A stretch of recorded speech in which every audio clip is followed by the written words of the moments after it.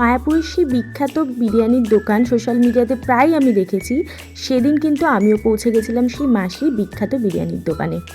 মায়াপুরের সেই গরমেও বিরিয়ানির স্বাদ ছিল অসাধারণ। নিরামিষ বিরিয়ানি হলো, এর মধ্যে ছিল প্রচুর পরিমাণে সয়াবিন, পনির আর ছিল আলু। মানে প্লেটিং ছিল যেরকমই সুন্দর, খেতেও ঠিক কিন্তু তেমনই ভালো। সাথে আমরা নিয়েছিলাম সোয়া চাপ আর ময়দার সেই স্পেশাল তরকারি। তবে আমার সোয়া চাপ দিয়ে বিরিয়ানিটা খেতে ভীষণ ভালো লেগেছে। এখানে আমার বর কিন্তু সেই একটা কথাই বলছে, এবার থেকে মায়াপুর যখনই আসবো মাসির এই বিখ্যাত দোকানের নিরামিষ বিরিয়ানি কিন্তু একবারও মিস করা চলবে না।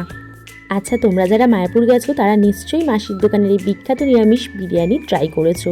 তোমাদের কেমন লেগেছে আমাকে কিন্তু কমেন্ট করে অবশ্যই জানিও। আর যারা যাওনি তাদের উদ্দেশ্যে একটাই কথা বলার, অবশ্যই যেও আর এই টেস্টি টেস্টি খাবারগুলো অবশ্যই ট্রাই করো। এইরকম ইন্টারেস্টিং ভিডিও দেখার জন্য আমাকে কিন্তু ফলো করতে ভুলো না। আজ তবে এইটুকুই, সবাইকে টাটা।